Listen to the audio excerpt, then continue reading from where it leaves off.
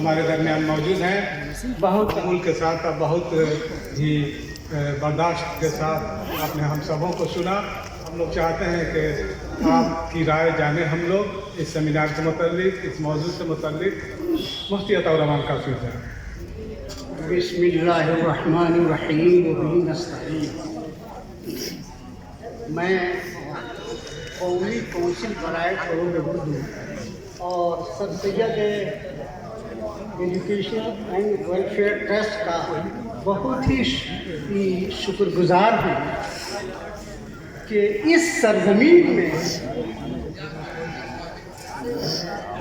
अमीर खुसरो को याद कर रहा है। अमीर खुसरो महज शायर नहीं थे, एक तहजीब थी, एक कल्चर का नाम है अमीर खुसरो। और मैं बहुत ही मुख्तसर करूंगा। हिंदुस्तान को अगर समझना है तो बैरूनी को पढ़ना पड़ेगा। अगर हिंदुस्तान को जानना पड़ेगा तो अमीर खुसरो को पढ़ना पड़ेगा। अगर अमीर खुसरो के बगैर हिंदुस्तान को कोई समझना चाहता है वो समझ नहीं पाएगा। अमीर खुसरो ये हजरत निजामुद्दीन औलिया के मुरीद, खलीफा नहीं है। मेरे अजीज समा के जिक्र कर रहे थे, लेकिन जब समा की महफिल थी हजरत निजामुद्दीन औलिया मौजूद थी और एक वज की कैफियत तारी हुई, सब ने हाथ उठा लिया। जब हजरत अमीर खुसरो ने हाथ उठाया तो हजरत निजामुद्दीन औलिया ने कहा, तुम मत हाथ उठाओ, तुम खलीफा नहीं हो, तुम मुरीद हो और हम देवबंदी हैं। लेकिन समा के सिलसिले में ज़ियाउद्दीन समनानी और हजरत निजामुद्दीन औलिया के अंदर इख्तलाफ था। वो नाजायज़ कहते थे, ये उसके हामी थे, लेकिन इनके दरमियान कैसी उल्फत थी उसको समझ लीजिए। ये हिंदुस्तान है, ये हिंदुस्तान है। हजरत निजामुद्दीन औलिया जब ज़ियाउद्दीन समनानी का मालूम हुआ कि आखिरी वक्त है, चल चलाओ का वक्त, आखिरी पड़ाव में जाकली का वक्त है, हजरत निजामुद्दीन औलिया गए। जिंदगी में एक दूसरे को देखता नहीं था, इख्तलाफ हमारे भी जायज़ है, उनका जायज़। जब मालूम हुआ कि हजरत निजामुद्दीन औलिया आए हैं घर पर, आखिरी वक्त है, तो हजरत ज़ियाउद्दीन समनानी ने कहा, ये मेरी पगड़ी ले जाओ और निजामुद्दीन औलिया के रास्ते में बिछा दो, मेरे तक आए।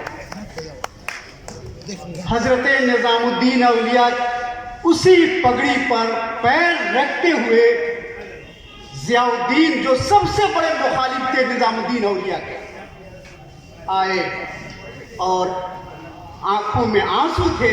ज़ियाउद्दीन समनानी के सलाम कलाम इयादत सब कुछ हुआ।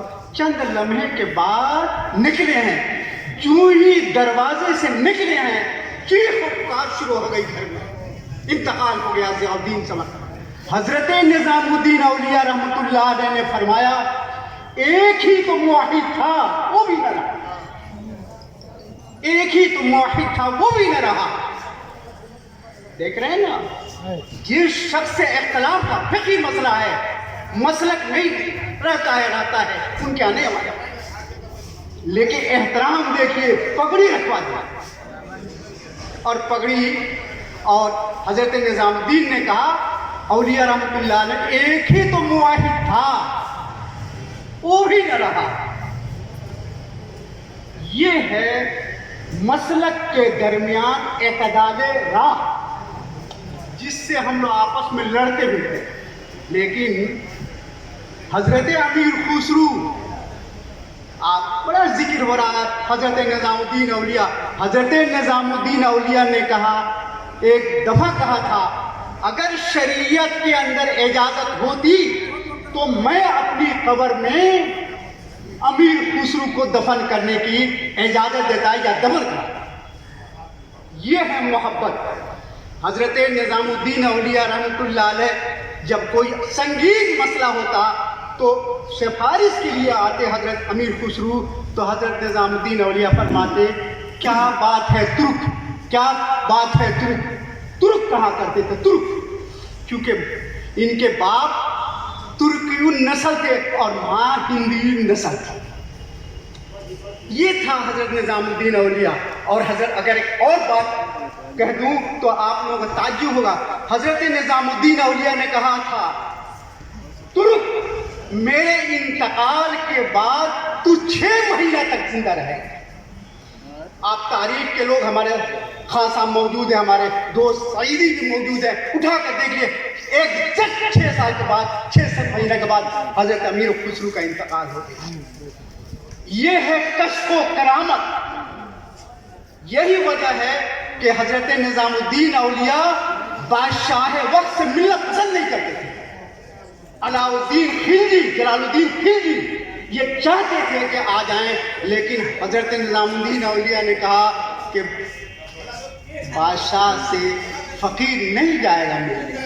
تو فقیر سے ملنے کی درخواست کی حضرت علاء الدین خلجی نے, تو حضرت نظام الدین اولیاء نے کہہ دیا کہ غائبانہ دعا کر رہا ہے فقیر. نظام الدین اولیاء رحمۃ اللہ علیہ نے کہا کہ فقیر کے گھر میں 2 دروازے ہیں. جب اصرار کیا نہیں میں آ کر ملوں گا, آ کر ملوں گا, تو حضرت نظام الدین اولیاء نے کہا فقیر کے گھر میں 2 دروازے ہیں, لیکن حضرت نظام الدین اولیاء کا ذاتی مکان نہیں تھا. یہ بھی بات ہے, ایک دروازے سے بادشاہ آئے گا اور دوسرے دروازے سے فقیر نکل جائے گا. یہ ہے مشائخ چشت کا معمول. ان کے پیر و مرشد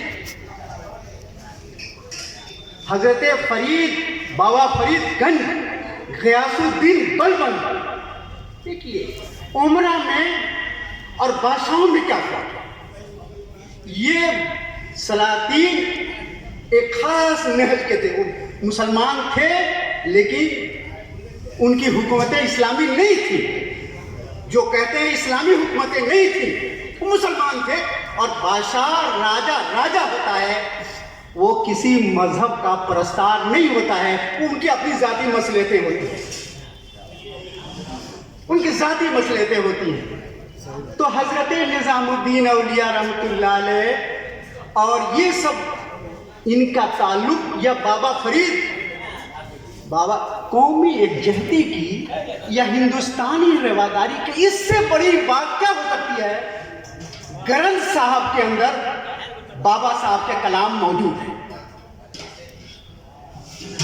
گرنتھ صاحب کے اندر بابا صاحب کا کلام موجود ہے اور بڑے اہتمام سے ہمارے سکھ حضرات پڑھتے ہیں. یہ ہے ہندوستان, یہ ہے ہندوستان. تو بلبن نے درخواست کی ہے بابا فرید سے, تو کہا ٹھیک ہے, عوام بھی آ رہے ہیں, پبلک بھی آ رہی ہے, تم بھی آ جاؤ. تو بلبن اس شان سے گیا ہے جن کے ایک طرف سے فقراء موجود تھے, غربا موجود تھے, اور دوسرے سے بلبن جیسا سلطان غیاث الدین بلبن کو معمولی نہ سمجھیے, بہت بڑا آدمی تھا. اور اس کے حکم کے خلاف ورزی کرنا صفایا کر لینا ہے. لیکن جب چلنے لگا, دیکھیے استغنا دیکھیے, استغنا دیکھیے, جب چلنے لگا تو کہلوایا کہ میری خواہش ہے کہ اتنی قطع اراضی آپ کے نام میں وقف کر دوں, دے دو. بابا فرید نے کہا یہ نہیں ہو سکتا ہے, مشائخ کے چشت کے اندر اسی گنجائش ہی نہیں ہے. بلبن واپس ہو. خیر, امیر خسرو کے بارے میں یہ مشہور ہے, یہ ولی ہے یا ولی نہیں ہے. سعیدی صاحب ذرا توجہ فرمائیے گا, اس لیے کہ دلی خواجہ حسن ثانی سے میری بڑی بحث ہوتی تھی. وہ ہم بہار کے لوگوں کو یا یو پی لوگوں کو دلی والے نہیں مانتے تھے. تو میں ان سے کہتا تھا خواجہ صاحب، خواجہ حسن نظامی ثانی بہت مشہور آدمی ہیں، خواجہ حسن صاحب کے صاحبزادے میرا تعلق تھا ان سے. تو میں کہتا تھا نہ دلی والے نظام الدین اولیاء ہیں، نہ امیر خسرو ہیں، نہ مرزا غالب ہیں. کوئی دلی والا نہیں ہے. دلی کے تو باہر سے لوگ آباد کیے ہیں، لیکن میں کہتا ہوں دلی ایک شہر کا نام نہیں ہے. بقول شاہ عبدالعزیز محدث دہلوی 22 خواجاؤں کی چوکھٹ ہے. صاحب 22 خواجہ ہر دور میں صاحب ارشاد رہے ہیں. آپ شیخ عبدالحق محدث دہلوی کی تلفظات پڑھ سکتے ہیں. میں ایک چیز کہنا چاہتا ہوں، ہندوستان کو اگر سمجھنا ہے تو انگریزوں کی لکھی گئی تاریخ سے توبہ کر لیجیے. اگر آپ ہندوستان کو سمجھنا چاہتے ہیں، ہندو مذہب کو سمجھنا چاہتے ہیں، ہندی روایت کو سمجھنا چاہتے ہیں، ہندی کلچر کو، ہندی اسلامک کلچر کو سمجھنا چاہتے ہیں، تو آپ ان اولیاء کرام کے ملفوظات کو پڑھنا پڑے گا یا اس دور میں لکھی گئی تاریخ کو پڑھنا پڑے گا. دیکھیں ضیاء الدین برنی سے میرا بہت اختلاف ہے، حالانکہ نظام الدین اولیاء کا مرید ہے اور مرید بھی اس سطح کے مولانا. ضیاء الدین برنی 3 بادشاہوں کے دور فیروز شاہ تغلق کی طرف تاریخ فیروز شاہی کو منسوخ کر دیا، لیکن فیروز شاہ تغلق نیک ہونے کے باوجود عزت نہیں دی اور ضیاء الدین مولا ہو گیا نا. ضیاء الدین برنی اس حال میں مرا ہے، حضرت نظام الدین اولیاء کے بغل میں دفن ہوا ہے. کفن کے لیے کپڑے نہیں تھے، جیسے کہ ہے سر سید کے پاس کپڑے نہیں تھے، سر سید کے پاس بھی کپڑے نہیں تھا. وقار الملک نے اعلان کیا تھا کہ آخری چندہ سر سید کے کفن کے لیے. سر ضیاء الدین ہاں یہ حال تھا. تو ضیاء الدین برنی کو معمولی نہ سمجھیے، لیکن طبیعت میں بہت ہی تشدد تھا.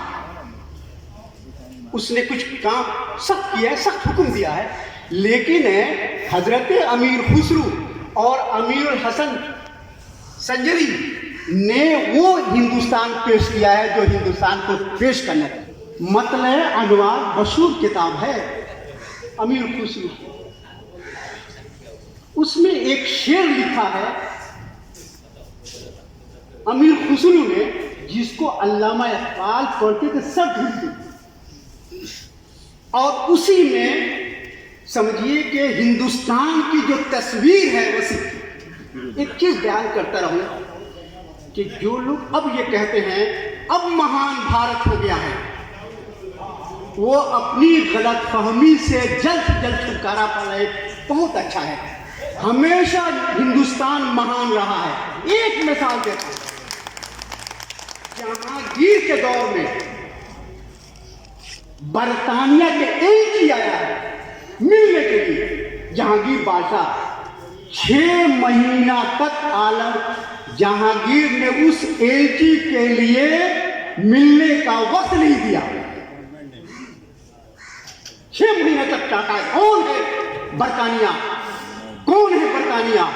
وہ ہندوستان اتنا، اور ہندوستان کی سالمیت اشوک اور عالمگیر نے کابل تک پہنچا دیا تھا. ایک شعر لکھا ہے مطلع الانوار میں، اے کے از بت تانا با ہندو بری، اے کے از بت تانا ہندو بری کہ عزوے آموز پرستش گری. مگر میں یہ چند دانشور کی سے مستثنا ہے جو پروفیسر حضرات ہیں ان سے مستثنا ہے. امیر خسرو نے لکھا ہے ایک مرتبہ ایک حاجی حج کرنے جا رہا تھا. دیکھیے یہ ہندوستان اعتراف، اگر کوئی خوبی ہے تو اعتراف کر لیجیے، شرک اور کفر کی بحث مت چھوڑیے. ایک حج کرنے جا رہا تھا تو حضرت شیر میں کہا تو حاجی نے پوچھا ایک شخص ہے جو پیٹ کے بل رینگتا ہوا سو نہ جائے.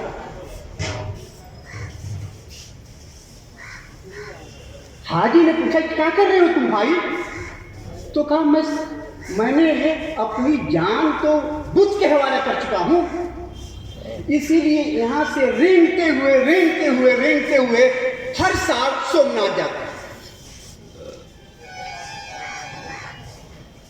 تو اس حاجی نے کہا کہ تمہارے پیر تو ہیں، پیر سے چل جاتے جل چلے جاتے ہیں وہاں پوج لیتے. تو کہا نہیں، میرا آستھا اسی میں ہے کہ میں پیٹ کے بل ڈھیلتا ہوا جاؤں، مجاہدہ کروں.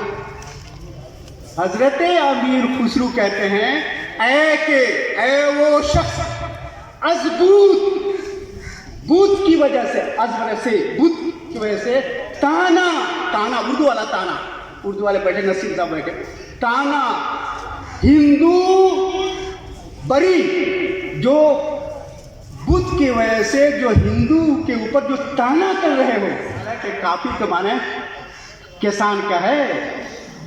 کافر بھی یعنی وہ کسان بھی دانے کو زمین میں چھپا دیتا ہے، اور یہ صاحب بھی ایک سچائی کو چھپا دیتے ہیں، اس لیے کہا ہے بہت اسی معنی ہے. پھر کہتے ہیں عزوے کہ اس سے عزوے فارسی اس سے آمود، مولوی صاحب بیٹھے میں سیکھو پرستش گری، عبادت کا طریقہ اخلاص.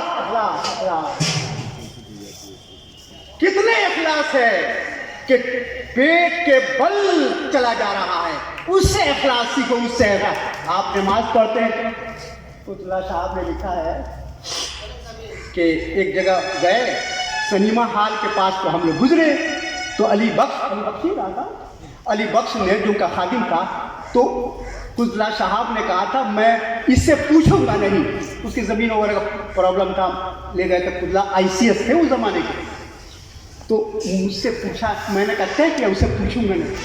تو ایک جگہ گیا، ایک جگہ تو کہتے بریانی علامہ کو بہت پسند تھی. ایک جگہ گئے تو سنیما ہال دیکھا تو وہاں بھیڑ تھی، تو کہنے لگا علامہ بھی بھیڑ دیکھ کر کہتے تھے نمازی کی بھیڑ ہوتی نہیں ہے. میں عرض کر رہا ہوں کہ اخلاق اس سے سیکھیں، مجاہدہ اس سے سیکھیں جو اچھائی ہے. اچھائی حضرت نظام الدین اولیاء رحمۃ اللہ علیہ کے مجلس میں غیر مسلم بھی آتے تھے، ان کو مرید یعنی ان کو مسلمان نہیں کرتے تھے، مرید کر دیا. دیکھیے دونوں فرق ہے کہ ان کی مجلس میں بڑے سب طرح کے لوگ تھے، تو ان کو مسلمان نہیں کرتے تھے، ان کو مرید کرتے تھے، ان کو مسلمان نہیں. ایک لایا مرید کر مسلمان کہا اپنے اخلاص کے ذریعے سے مسلمان. حضرت نظام الدین اولیاء کے پاس ایک شخص لے کر آیا، کہا کہ اس کو میرا بھائی ہے، اس کو کر دیجیے. حضرت نظام الدین اولیاء نے واپس کیا کہ تم اس کو زبان سے کہہ کر مت کرو، تم اپنے عمل کے ذریعے سے کرو، واپس کر دو. تو حضرت نظام الدین اولیاء ابھی کسی مقالے میں پڑھا کہ دیوگڑھ یہ اورنگاباد کا ذکر آیا تھا نا، وہاں کا راجا، ایک تو آپ کہیں گے رام دیو، یہ رام دیو نہیں، بہت اگر آپ تاریخ پڑھیں فتوح السلاطین وغیرہ، اسامی نے کتنی تعریف کی ہے رام دیو کی. رام دیو حضرت نظام الدین اولیاء کی مجلس میں رہا کرتے ہیں، اور حضرت امیر خسرو سے بڑی دوستی ہو گئی. ادھر حضرت نظام الدین اولیاء کے ملفوظات سنتے تھے، اس کے بعد سے خسرو سے دل بنایا کرتے تھے. ایک اسی کا ہردیو اور سنبھل دیو اور شیتل دیو، ایک اور بھائی تھا. یہ 4 بھائی تھے بادشاہ جو لٹ گئے تھے. لیکن اسلام اور یہ رواداری کیا ہے، ہندوستان کسے کرے؟ ہندوستان کو، حالانکہ میں نہیں سمجھتا ہوں کہ عہد وسطیٰ کے سلاطین میں رواداری نہیں تھی. شمس الدین التمش کو دے دیجیے یا محمد تغلق کو دے دیجیے، تو गंगा के पानी पीता था मोहम्मद तुगलक, जब गुजरात में गया तो गंगा का पानी पीता था। तो एक दिन ये हज़रत अमीरुल हसन सिजदी भाई कहते थे वहाँ साउथ में कि निज़ामुद्दीन औलिया से मिल लो, बड़े अच्छे आदमी, बड़े ओली आदमी हैं। ये बेचारा आ गया। ये हरदेव ने अपनी ज़ाती डायरी में लिखी है ये बात, इसलिए फर्जी न समझिएगा इसको। हरदेव ने तो हरदेव बेचारा पहले आ गया। हज़रत निज़ामुद्दीन औलिया रहमतुल्लाह अलैह वो रहने लगा बहुत। कुछ दिनों के बाद उसको तीनों भाई लूटे पीटे थे, वो तो राजा थे, सुल्तान अलाउद्दीन खिलजी की वजह से तबाह बर्बाद हो गए। लूट पीटा है तो किसी ने कहा कि निज़ामुद्दीन की मजलिस में चले जाओ। निज़ामुद्दीन की मजलिस में कहा कि हम कहाँ जाएंगे, कौन मानेगा। खैर एक भाई, तीनों भाई आए। एक भाई बड़ी मुश्किल से जमात खाने में दाखिल हो गया। जमात खाने में दाखिल हो गया और वो गिरुआ लिबास फला तो और लोगों ने समझा कि भाई महफिल के रौनक देखने के लिए कोई आ गया है। खैर उसके बाद इसी दरमियान मलिक नसरुल खान और मलिक खिजर खान, ये सब कुछ है, दो तश्त में वो दस्तरखान, सोने का दस्तरखान भरकर कुछ सामान लेकर आया। अब देखिए इस्तिगना और दिल नवाजी, ये देख लीजिए और मैं ख़त्म कर दूँगा। दोनों आए और अमीर खुसरू क़यादत करते हुए आ रहे हैं, क्योंकि वो तो बादशाह के मुसाहिब थे। हज़रत निज़ामुद्दीन औलिया के सामने रख दिया दोनों तश्त को, भरे हुए। हज़रत निज़ामुद्दीन रहमतुल्लाह अलैह ने देखा ये क्या है, तो आबदार मोती थे, आबदार मोती, दो तश्त अलाउद्दीन खिलजी की तरफ बढ़े। हज़रत अमीर खुसरू ने कहा ये तो आबदार मोती। तो उनका खादिम था इकबाल, ये जानते हैं, हज़रत निज़ामुद्दीन रहमतुल्लाह अलैह के खादिम आया और आकर वो ढाल। इसी दरमियान वो फ़कीर जो गेरुआ लिबास पहने हुआ था, उसने एक जुमला कहा, उलमा का मजमा है अल हदाया मुश्तरक है ना, कि मजमे में अगर कोई हदिया पेश करे तो मुश्तरक है, ये नहीं कि आप ही लेके चले जाए। अगर हदिया करें तो उसने कहा, थोड़ा अरबी फारसी पढ़, अल हदाया मुश्तरक, बाबा निज़ाम अल हदाया मुश्तरक है। अब देखिए हज़रत निज़ामुद्दीन औलिया रहमतुल्लाह अलैह का अमल। हज़रत निज़ामुद्दीन औलिया इससे इस्लाम के साथ हुई है, सलातीन के ज़रिए से नहीं हुई है। हज़रत निज़ामुद्दीन औलिया ने कहा बाबा बल तन्हा खुश तक, बाबा बल्कि तन्हा तुम्हारे लिए। उस फकीर, उस साधु को तो यकीन ही नहीं आया कि ये तो तश्त लुटा फुटा है।